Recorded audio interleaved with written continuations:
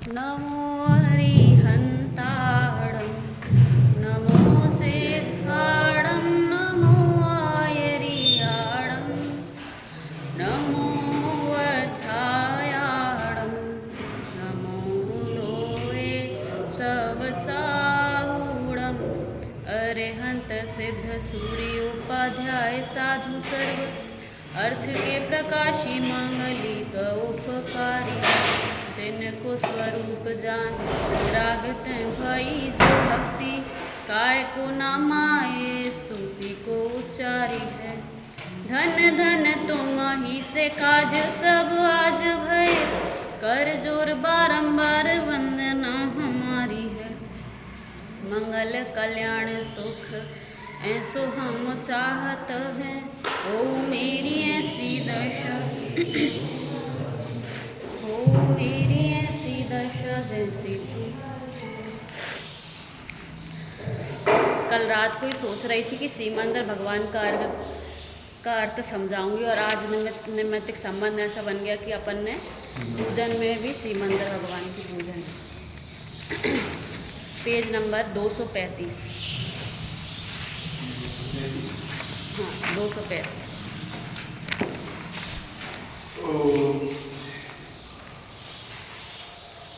सबसे पहले सीमंदर का अर्थ क्या है कि जो अपनी सीमा में रह गए हैं, इसलिए उनका नाम क्या पड़ गया, सीमंदर। अपनी सीमा में ही हैं वे। लोग कहते हैं ना कि सीमा में रहो। जब कोई मन वचन और काय की अपनी जो सीमा है उसको लांघने लगता है तो अपन क्या कहते हैं उसको कि अपने सीमा में रहो, सीमा में रख के बोलो, सीमा में रह के काय की चेष्टा करो। तो सीमा से बाहर निकलना कितना खतरनाक है। तो आचार्य देव कहते हैं कि प्रत्येक द्रव्य अपनी सीमा में रहता है और सीमा में रहते हुए भी वह कितना सुंदर है। सभी द्रव्य अपनी सीमा में रहते हुए अत्यंत सुंदर हैं। तो वे सीमंदर भगवान, देखो तीर्थंकर जो होते हैं वो 2 प्रकार के होते हैं। कितने प्रकार के होते हैं? तीर्थंकर 2 प्रकार के। अभी जो 24 तीर्थंकर हैं आदिनाथ आदि जिनको अपन कहते हैं, ये वर्तमान तीर्थंकर हैं। कैसे तीर्थंकर हैं? वर्तमान, या कहें अभी जो अपना भरत क्षेत्र है इसमें जो तीर्थंकर हैं उन अभी अपन यहाँ पर है ना, तो इनको क्या कहते हैं? वर्तमान तीर्थंकर। और यहीं पर इसी क्षेत्र में जो पहले 24 तीर्थंकर हुए थे वो कौन से तीर्थंकर कहलाते हैं? भूतकाल के तीर्थंकर। और इसी क्षेत्र में अब भविष्य में जो 24 तीर्थंकर होंगे उनको क्या कहते हैं? उनको कहते हैं भावी तीर्थंकर। लेकिन जो सीमंदर आदि हैं वे विद्यमान 20 तीर्थंकर कहलाते हैं। विद्यमान 20 तीर्थंकर मतलब ये विदेश क्षेत्र में, कहाँ पर? अभी अपने यहीं पर मध्य लोक में जम्बू द्वीप में विदेश क्षेत्र है। उस विदेश क्षेत्र में 5 मेरु है ना, तो सुमेरु पर्वत जो है, सुमेरु पर्वत है ना, उसके पश्चिम साइड में, पूर्व साइड में, पूर्व और पश्चिम 2 साइड हैं। तो पूर्व विदेह में सीमंदर भगवान हैं। अभी भी पूर्व विदेह में सीमंदर भगवान कहाँ पर हैं? विदेश क्षेत्र के पूर्व दिशा में। पूर्व दिशा में ये सीमंदर जो हैं, ये जो सीमंदर, ये पहले तीर्थंकर हैं। कौन से तीर्थंकर हैं? पहले। ये किसी व्यक्ति का नाम नहीं है, उस पद का नाम सीमंदर है। जो भी जब ये मोक्ष में चले जाएंगे तो उसी पद पर जब दूसरा जीव बनेगा तो उनका नाम भी क्या होगा? सीमंदर होगा। इनको विद्यमान तीर्थंकर कहते हैं। और इनकी अभी भी दिव्य ध्वनि खिर रही है। क्या खिर रही है? इनकी दिव्य ध्वनि अभी भी खिर रही है। हाँ 19 का कहाँ? इनको म्यूट करने के लिए बोल देंगे। वही मैं एक पॉइंट लेने वाली थी कि मेनली अपने यहाँ पे सीमंदर भगवान को इतना कहते हैं कि सीमंदर जो हैं, बाकी बाहु सुबाहु आदि हैं, उनको नहीं पूछते कि देखो मुख्यता और गौणता रहती है कई बार कि वे भी तीर्थंकर हैं, लेकिन सीमंदर भगवान ज़्यादा पूज्य या फिर अपने यहाँ पे मंदिर इतने ज़्यादा उनके इसलिए बनाए हैं क्योंकि ऐसी किंवदंती है। कहते हैं कि कुंद आचार्य सीमंदर भगवान के पास गए थे और वहाँ से दिव्य ध्वनि का ज्ञान लेकर आए थे और वहाँ से आके परमागमों की उन्होंने रचना की। तो इसीलिए सीमंदर भगवान की ज़्यादा गाई जाती है। देवसेन आचार्य ने अपने ग्रंथ में सीमंदर भगवान के बारे में लिखा है कि यदि कुंदकुंद आचार्य के बारे में लिखा है कि कुंदकुंद आचार्य यदि वहाँ नहीं जाते और परमागमों की रचना नहीं करते तो हम लोगों जैसे भव्य जीवों को मोक्ष का मार्ग कैसे पता चलता। तो कुंदकुंद आचार्य वहाँ गए थे। जब कुंदकुंद आचार्य पौन्नूर पर थे, पौन्नूर है ना कर्नाटक में एक पहाड़ या फिर उसका नाम है जगह का, तो पौन्नूर हिल पर कुंदकुंद आचार्य को ऐसा भक्ति भाव आया और सीमंदर भगवान को उन्होंने अपनी जगह पे बैठे बैठे नमस्कार किया। ऐसा कहानी आती है कि उन्होंने वहीं बैठे बैठे नमस्कार किया तो वहाँ पे जो देव आदि हैं उनको ऐसा अवधि ज्ञान में ज्ञान हुआ, ऐसा धर्म वृद्धि, ऐसा दिव्य ध्वनि में आया। तो प्रश्न पूछा कि किसके लिए धर्म वृद्धि, तो ऐसा अवधि ज्ञान में आया कि वो कुंदकुंद आचार्य को इतनी भक्ति है तो फिर उन देवों को ऐसा क्या बोले विकल्प आया कि वो वहाँ गए उनको और लेकर यहाँ पर आए। एक तो ये किंवदंती आती है और दूसरी क्या कि उनको चारण रिद्धि थी, किनको कुंदकुंद आचार्य को, तो वो वहाँ पर 8 दिन के लिए गए और दिव्य ध्वनि सुनकर आए। तो ये विदेह का माल है क्या, जो समय सार है वो विदेशी माल है क्या कि नहीं, वहाँ से वो सुनकर आए और आत्मानुभूति से मतलब वो सुना और उसको अपने अंदर ग्रहण किया, देखा कि क्या ऐसा ही स्वरूप है मेरी आत्मा का, और देखा और फिर लिखा। विदेह का माल नहीं है। सब कहते हैं, ऐसा सुनने में आता है कि सीमंदर भगवान मतलब अपने भगवान नहीं है या फिर विदेही भगवान है, ऐसा नहीं है। जिनवाणी में लिखा है कि जैसे अपन देखें कि मध्य लोक में है विदेह क्षेत्र, कहाँ पर है, मध्य लोक में, और जो अभी महावीर आदि हैं ये कहाँ चले गए, मोक्ष में चले गए, ऊर्ध्व लोक में चले गए। तो जबकि अपने लिए विदेही तो अब वो हो गए, ये तो अपने पास के ही हैं। समझ में आया मैंने क्या बोला कि विदेह क्षेत्र तो भरत क्षेत्र के पास में है, किसकी अपेक्षा, उन भगवान की अपेक्षा, और उनकी दिव्य ध्वनि तो अभी भी खिर रही है, वर्तमान में भी खिर रही है, वे सिद्ध हो गए। तो उन तीर्थंकरों में और इन तीर्थंकरों में अंतर नहीं है। ये विदेह भी उन्हीं, ये सीमंदर भगवान भी अपने आदिनाथ आदि की तरह ही पूजनीय हैं। कहाँ पर है, विदेह क्षेत्र के पूर्व भाग में, ठीक है। ये पूजन में अपन ने आज पढ़ा होगा, इसमें आया होगा कि वे कहाँ पर हैं, ठीक है। अब अपन देखते हैं कि जो सीमंदर भगवान का अपन अर्घ पढ़ते हैं उसका अर्थ क्या है। निर्मल जल सा प्रभु निज स्वरूप, पहचान उसी में लीन हुए, भवताप उतरने लगा। भानु जिनवाणी रख ले, अंकल जी के पास रख ले, अंकल को। अभिराम भवन सब शक्ति प्रसून लगे खिलने, श्रुत तृषा 18 दोष क्षीण कैवल्य प्रदीप,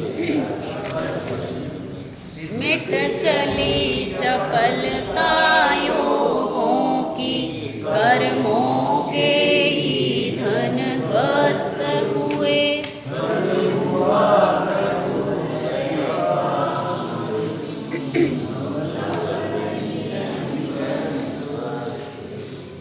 हे सीमंदर भगवान, आपको हम अर्घ चढ़ाते। अर्घ क्या होता है कि जिसमें जल, चंदन, अक्षत, पुष्प सारे द्रव्य मिला दिए जाएं, वो अर्घ होता है।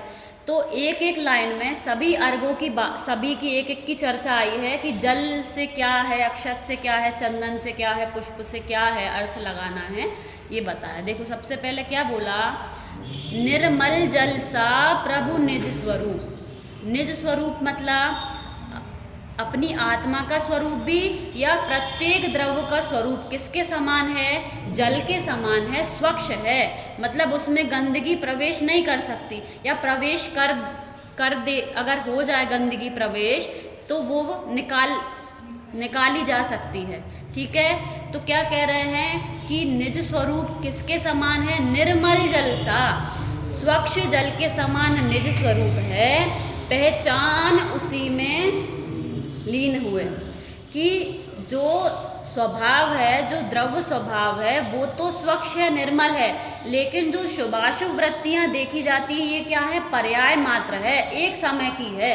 किसी को क्रोध आता है तो क्या हमेशा करता रहता है, क्या नहीं करता।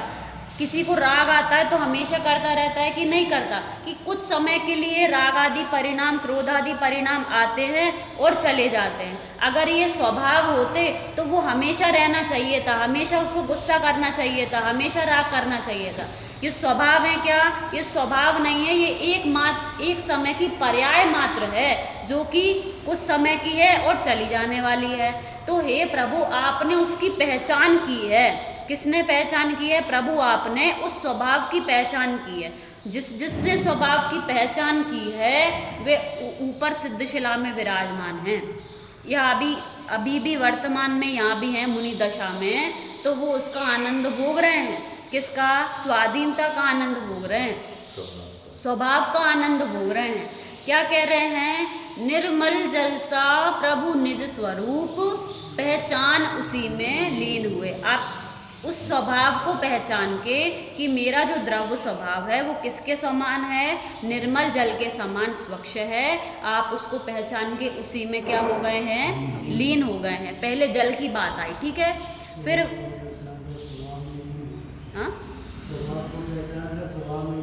हाँ इसमें अरहंत दशा में है। 4 घातीय कर्मों का नाश करके समोशरण किसका लगता है, अरहंत भगवान का। 4 घातीय कर्मों का नाश किया है और 1 कोटि पूर्व की आयु है इनकी। तो ये अभी जो आयु पूर्ण करेंगे और कहाँ चले जाएंगे, ये कोई डाउट है कि जाएंगे कि नहीं जाएंगे, कि पक्का जाएंगे, क्योंकि 4 घातीय कर्मों का नाश हो गया है। क्या लिखा है फिर आगे, भवताप उतरने लगा तभी, चंदन सी उठी हिलो रही है। जिस प्रकार आपने अपने निर्मल जल के समान स्वभाव को पहचान कर उसी में लीन हुए, तो जो स्वभाव में लीन होते हैं उनका संसार बाकी नहीं रहता। तो भव का ताप उतरने लगा तभी, जैसे जिस प्रकार लाइट का स्विच चालू किया तो टाइम लगता है क्या प्रकाश होने में, नहीं लगता। जिस समय चालू किया उसी समय प्रकाश होता है ना, समय भेद नहीं है। उसी प्रकार जिस समय जीव को अपने निर्मल जल के समान स्वरूप का भान हो जाता है, उसी समय सुख की प्राप्ति होने लगती है, समय भेद नहीं है। तो भव ताप उतरने लगा तभी से भव रूपी ताप, ताप मतलब जो दुख था वो धीरे धीरे क्या होने लग गया, तभी से कम होने लग गया। चंदन सी उठी हिलो रही है, और हिलोरे मतलब क्या होता है, ठंडी हवाएं, पवन, और चंदन के समान शीतल हवाएं, सुख की हवाएं चलने लगी। तो जल का और चंदन का समझ में आया यहाँ पे कैसे उपयोग किया है। फिर आगे लिखा है, अभिराम भवन प्रभु अक्षत का, सब शक्ति प्रसून लगे खिलने। क्या बोल रहे हैं, अभिराम मतलब प्रसन्नता का भवन। अभिराम का मतलब क्या होता है, प्रसन्नता या अच्छा लगना। क्या अच्छा लगने लगा, कि जब आत्मा अच्छा लगने लगा, अभिराम भवन, प्रसन्नता का भवन, अभिराम भवन प्रभु अक्षत का। अक्षत मतलब होता है, एक तो जो अक्षत अपन थाली में रखते हैं वो, और अक्षत आत्मा का भी पर्यायवाची है। किसका पर्यायवाची है, कि जिसका कभी ना जन्म होता है ना मरण होता है, ऐसा अक्षत स्वभाव किसका है, अपनी आत्मा का भी स्वभाव है। तो अभिराम भवन प्रभु अक्षत का, सब शक्ति प्रसून लगे खिलने। कितनी शक्तियां हैं आत्मा की, अनंत शक्तियां हैं, लेकिन अपन कुछ गिनते हैं तो उनमें कितनी शक्तियां आती हैं, 47 शक्तियां। कौन कौन सी, जीवत्व शक्ति, चिति शक्ति, दृषि शक्ति, सुख शक्ति, ज्ञान शक्ति, वीर शक्ति, सर्वज्ञत्व शक्ति आदि आदि, ऐसे 47 शक्तियां गिनने में आती हैं। ऐसी अनंत शक्तियां इस आत्मा में कैसी हैं, विद्यमान हैं। तो फिर आगे क्या लिखा है, सब शक्ति प्रसून लगे खिलने। प्रसून मतलब होता है पुष्प, कि शक्तियों के पुष्प खिलने लगे। कब खिलने लगे, जब अभिराम भवन प्रभु अक्षत का अपने स्वभाव की पहचान हुई, तो किसके पुष्प खिलने लगे, कि शक्तियों के पुष्प खिलने लगे। तो पुष्प खिलते हैं, कब खिलते हैं, कि भाई बीज जो है ना, बीज में वो शक्ति विद्यमान है, भले ही अभी अपन को उस बीज को देख के उसमें फूल दिखाई नहीं दे रहा है, लेकिन उस बीज में शक्ति है कि नहीं है, कि शक्ति है, विद्यमान है। तो कह रहे हैं कि प्रत्येक आत्मा में अनंत शक्तियां विद्यमान हैं, लेकिन पुष्प खिलते हुए कब दिखते हैं, जब उसकी योग्यता आती है, जब वो अपनी, जैसे अभी जब जीव अपनी पहचान करेगा तो शक्तियां प्रकट होंगी ना, ऐसे ही उस बीज में शक्ति है। जब किसी व्यक्ति को ऐसा एहसास होगा या फिर ऐसा श्रद्धान होगा कि इस बीज को बोने में फूल फल आदि मिलते हैं, तो वो जब उसको बोएगा और वैसा टेम्परेचर और सब कुछ मेंटेन करेगा तो अपने आप पेड़ आने लगेगा ना। ऐसे ही जब जीव का स्वभाव में ठहरता है तो अनंत शक्तियों के फूल क्या होने लगते हैं, खिलने लगते हैं। तो किसकी, अक्षत की भी बात आ गई और पुष्प की भी बात आ गई। ऊपर की 3 लाइनें सबको समझ में आ गई होंगी। देखते हैं अब आगे क्या लिखा है। श्रुत तृषा 18 दोष क्षीण, कैवल्य प्रदीप लगा जल में। शुद्ध तृषा, शुद्ध मतलब होता है भूख, तृषा मतलब प्यास, भूख प्यास आदि 18 दोष भगवान के क्या हो गए हैं, चले गए हैं। उन 18 दोषों में मोह राग देश भी आता है। तो जब भगवान के मोह राग देश आदि चले गए, राग आदि नहीं है, तो क्या हो गया, वो वीतरागी हो गए। तो वीतरागी हो गए तो वीतरागता सर्वज्ञता ये भगवान के गुण है ना। तो जब सर्वज्ञ हो गए तो क्या लिख रहे हैं, केवल प्रदीप लगा जलने, कि केवल ज्ञान रूपी दीपक क्या होने लगा, जलने लगा। अब भगवान को कौन सा ज्ञान प्रकट हो गया, केवल ज्ञान प्रकट हो गया। समझ में आया। भगवान के 18 दोष, भगवान 18 दोषों से रहित हैं, और 18 दोषों से रहित होने वाले जीव वीतरागी सर्वज्ञ और हितोपदेशी हो जाते हैं। केवल ज्ञान उनको क्या हो जाता है, प्रकट हो जाता है। तो हे प्रभु आप कैसे हैं, 18 दोषों से रहित हैं, और कैसे हैं, केवल ज्ञान रूपी लक्ष्मी के धनी हैं। देखो अब आगे क्या लिखा है। मिट चली चपलता योगों की, कर्मों के ईंधन ध्वस्त हुए, फल हुआ प्रभु ऐसा मधुरिम।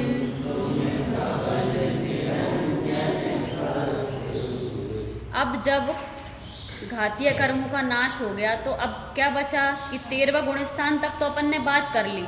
अब कौन से, कि अब योग आदि बचे हैं। तो अब कह रहे हैं कि मन वचन काय योगों की चंचलता भी अब क्या हो गई है, मिट गई है, और कर्मों के ईंधन भी कैसे हैं, ध्वस्त हुए, नष्ट हो गए हैं। अब जो कर्म बचे थे वो कर्म भी आपने क्या कर दिए, नष्ट कर दिए। फल हुआ प्रभु ऐसा मधुरिम, तो उन कर्मों के जाने से ऐसा मीठा मधुर फल मिला कि तुम धवल निरंजन स्वस्थ हुए।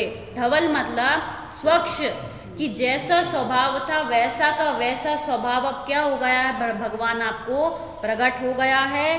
अंजन से, निरंजन मतलब काली माँ से रहित स्वभाव, धवल स्वभाव अब आपको क्या हो गया है, प्रकट हो गया है। और वो जब प्रकट हुआ तो कैसे हुए, स्वस्थ हुए। स्वस्थ हुए मतलब स्व में स्थित हुए।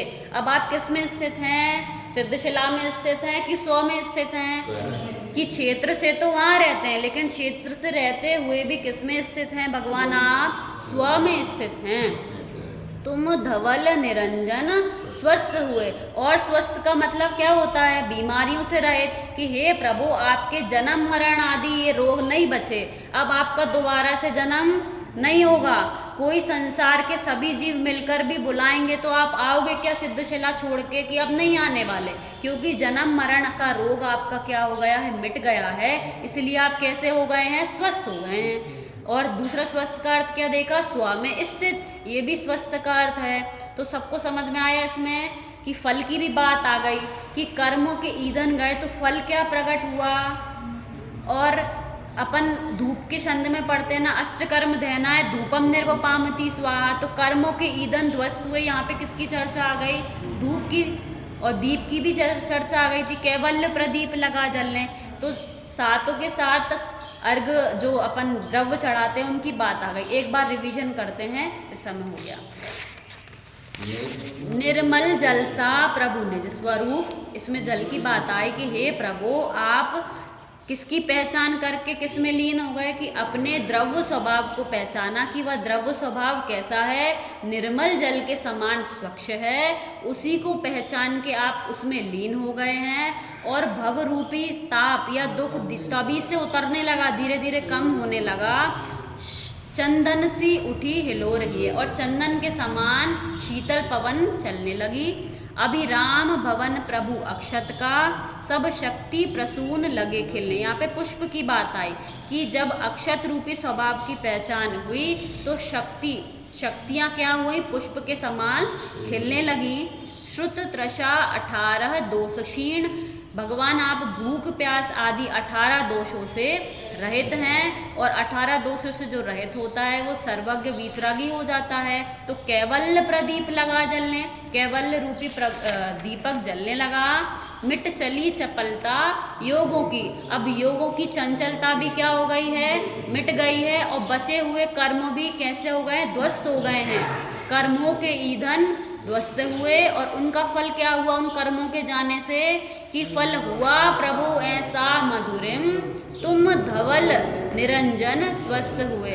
आप निरंजन मतलब कालीमा से रहित धवल स्वभाव को प्रकट अपने स्वस्थ अपनी आत्मा में ही लीन हो गए हैं। ऐसा सीमंदर भगवान का अर्घ है। बाकी बात अपन